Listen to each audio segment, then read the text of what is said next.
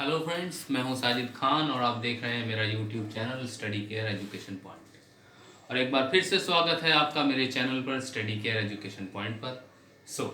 आज मैं आपके लिए लेके आया हूं पार्टनरशिप्स का एडमिशन ऑफ न्यू पार्टनर। जैसे कि पिछली वीडियो में बता चुका हूं कि पार्टनरशिप क्या होती है और इसे कैसे बनाया जाता है।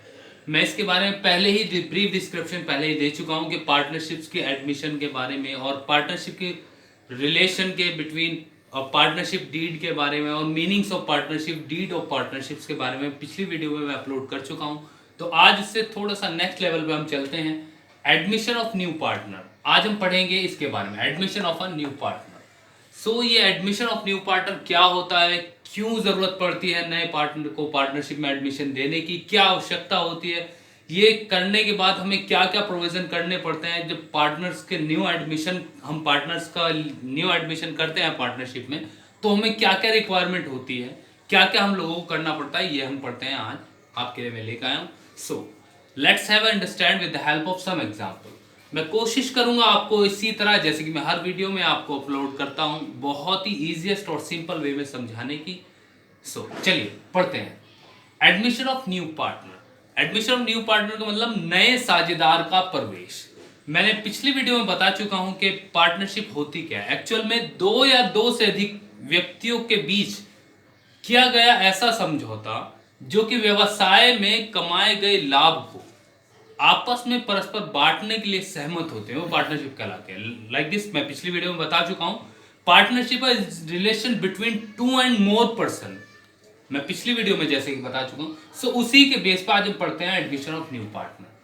अब एडमिशन ऑफ न्यू पार्टनर में आपको पढ़ाता हूं कि purpose of new partners admission, नए पार्टनर के एडमिशन हम किस पर्पस करते हैं। तो आइए थोड़ा सा उसके बारे में जान लें कि वो क्या क्या कारण हो सकते हैं कि हमें नए पार्टनर को एडमिशन देने की आवश्यकता पड़ती है। चलिए फर्स्ट ऑफ ऑल उसमें पहला कारण हो सकता है ये, फर्स्ट पर्पस ये है फॉर मोर कैपिटल रिक्वायरमेंट।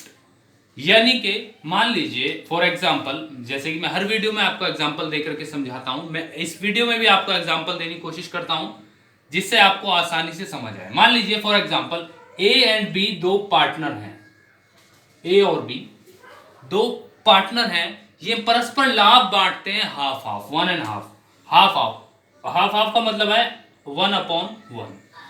ये 1:1 के अनुपात में लाभ हानि विभाजित करते हैं। अभी क्या ऐसी कंडीशंस बनी कि इन्हें नया पार्टनर को एडमिशन करना पड़ा।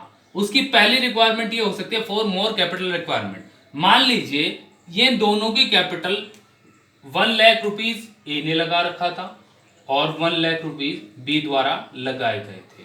अभी बिजनेस का स्कोप बढ़ते बढ़ते बढ़ता जा रहा है, अभी इन्हें और ज्यादा बिजनेस में कैपिटल की जरूरत पड़ रही है, लेकिन इनके पास नहीं है। जो इनके पास कैपिटल थी वो इन्होंने इन्वेस्ट कर दी, अब इन्हें और कैपिटल की आवश्यकता है। अब मोर कैपिटल की आवश्यकता होने के कारण इन्होंने एक नए पार्टनर को एडमिशन देने का निर्णय लिया। अब जब नए पार्टनर को एडमिशन देंगे तो उससे ये बेनिफिट तो मिलेगा ही मिलेगा, जैसे कि मैं पहली वीडियो में बता चुका हूं। नया पार्टनर जब भी आएगा वो दो चीजें तो लेकर ही आएगा। एक तो वो जो कैपिटल जो वो बिजनेस में लगाएगा वो पैसा उससे लिया जाएगा जो बिजनेस में लगाएंगे। इसलिए पहला पॉइंट यही लिखा हुआ है, पहला purpose for more capital requirement. या तो उन्हें कैपिटल की रिक्वायरमेंट होगी जब जाके वो एडमिशन देंगे। ठीक है, डन इट। अब अच्छे से क्लियर है। चलिए अब नेक्स्ट टर्म पे हम चलते हैं। इसका नेक्स्ट पर्पस क्या हो सकता है, फॉर मैनेजरियल स्किल्स। अभी मैनेजरियल स्किल्स क्या होती है ये, इसके बारे में थोड़ा सा डिस्कस करते हैं हम आपसे। मैनेजरियल स्किल्स, मैनेजरियल स्किल्स, मान लीजिए ये दो पार्टनर थे, ये आपस में पार्टनरशिप करके ये साझेदार थे, ये एक फर्म को चला रहे थे। मान लीजिए कोई काम ऐसा था जो कि इन दोनों के बस का नहीं था, कुछ मैनेजमेंट का काम या कुछ बड़ा काम जो कि इन दोनों के बस का नहीं था। इन्होंने थर्ड पार्टनर को अपॉइंट किया अपने साथ। क्यों? क्योंकि हो सकता है वो थर्ड पार्टनर में वो स्किल्स हो जो वो इस काम को इजीली कर सके। तो इनमें रिसेंटली अभी जो कंडीशन है कि इनमें वो स्किल्स ना होने की वजह से इन्हें तीसरे पार्टनर में वो स्किल्स नजर आए, तो इन्होंने उसकी उस स्किल का यूज अपने बिजनेस में करने के लिए उसको एडमिशन दे दिया। दूसरा पर्पस ये हो सकता है, यानी कि उसकी स्किल्स का ये यूज आप अपने बिजनेस में कर सकते हैं इजीली। फॉर एग्जाम्पल इन दोनों में कोई काम ऐसा है जो इन दोनों के बस का नहीं है, नहीं हो पा रहा है, अभी नए पार्टनर को इन्होंने एडमिशन दिया ताकि उसके जरिए ये इस काम को करवा सके और अपने रनिंग प्रोसेस को, जो इनका बिजनेस है, उसे और अच्छे से रन कर सके। तो दूसरा इसका पर्पस ये हो सकता है। Done it, fine. चलिए अब जरा तीसरे पर्पस के बारे में पढ़ते हैं। तीसरा एंड लास्ट पर्पस ये हो सकता है फॉर बेनिफिट्स ऑफ गुडविल। अभी देखिए, मान लीजिए मैं गुडविल के बारे में पहले ही बता चुका हूं। गुडविल एक ख्याति है, एक संपत्ति है, ये एक ऐसी संपत्ति है जो कि इंटेंजिबल होती है। इंटेंजिबल क्या मतलब? जिसे छुआ नहीं जा सकता। लाइक दिस, फॉर एग्जाम्पल, ये कैसी संपत्ति है भाई जिसे छुआ नहीं जा सकता।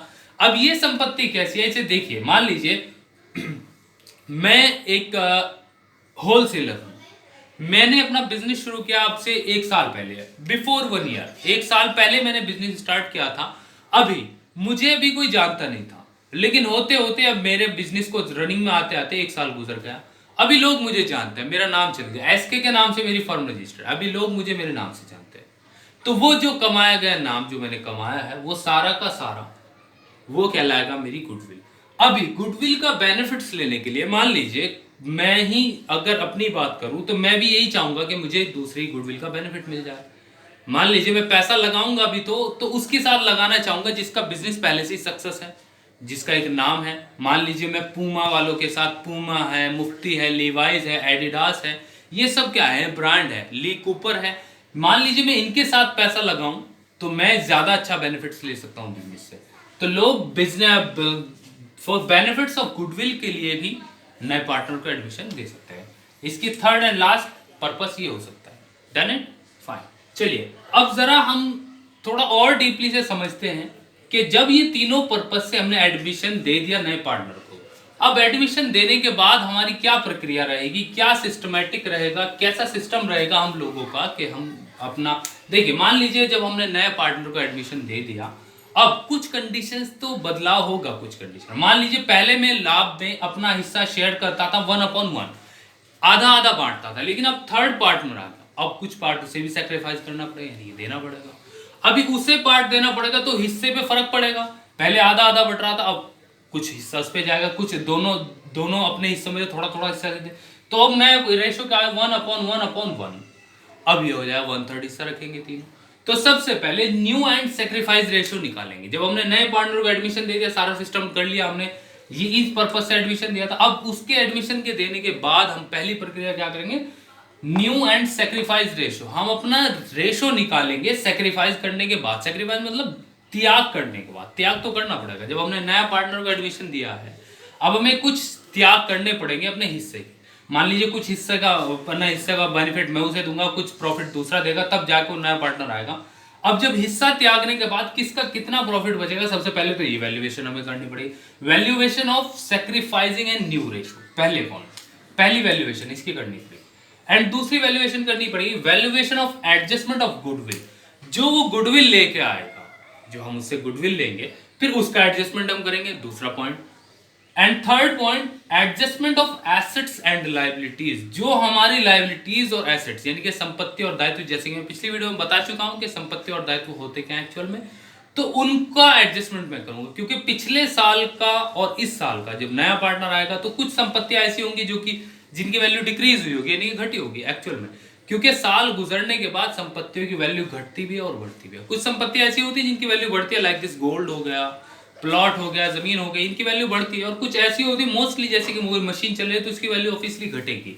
तो जब वैल्यू घटने और बढ़ने के बाद उन दोनों चीजों का मैं एडजस्टमेंट करूंगा, वो भी नए पार्टनर के आने के बाद फिक्स लायबिलिटीज एंड एसेट्स का एडजस्टमेंट करूंगा। और उसके बाद मैं करूंगा adjustment of reserve and old profit and loss. मैं अपने रिजर्व का और प्रॉफिट एंड लॉस का भी नए पार्टनर के आने के समय में एडजस्टमेंट करूंगा नए रेशो में। क्योंकि जब नया रेशो जो बन गया, अब मैं उसके हिसाब से उसे डिस्ट्रीब्यूट करूंगा। उसके बाद लास्ट पॉइंट आता है capital adjustment. If he want and find out the new capital. अगर मेरा नए पार्टनर के आने के बाद मेरी कैपिटल में फर्क पड़ेगा, क्योंकि मेरी कैपिटल इंक्रीज होगी, अब वो इंक्रीज होने के बाद क्या निकल के आती है, उसका वैल्यूएशन भी मैं नए पार्टनर के आने के बाद करूंगा। Done it, fine. अभी इस वीडियो के लिए मैं इतना ही बताऊंगा, क्योंकि नेक्स्ट वीडियो में हम लोग पढ़ेंगे कि जब नए पार्टनर को एडमिशन करते हैं, ये तीनों ये सारे के सारे इस पर्पज से तो हमने एडमिशन करे और ये हमें उसके लिए टर्म्स एंड कंडीशन हमें करनी पड़ेगी। अब उसके एडमिशन करते हैं कितने खाते बनाए जाते हैं, कितने अकाउंट क्रिएट करने पड़ते हैं, वो मैं नेक्स्ट वीडियो में आपके डालूंगा। अभी के लिए इतना है, that's all for the day. और अगर आपको मेरी वीडियो अच्छी लगी तो please like share and comment करना मत भूलिएगा, और सब्सक्राइब, अगर आप मेरे चैनल पर नए हैं तो इसे सब्सक्राइब करना मत भूलिए, क्योंकि अगर आप सब्सक्राइब करेंगे तो सबसे पहले जो मैं वीडियो बनाऊंगा उसकी नोटिफिकेशन आपको पहले ही मिल जाएगी, जिससे कि आपको मेरी वीडियो सरलतापूर्वक मिल सके। तो subscribe, please like share and subscribe कीजिए।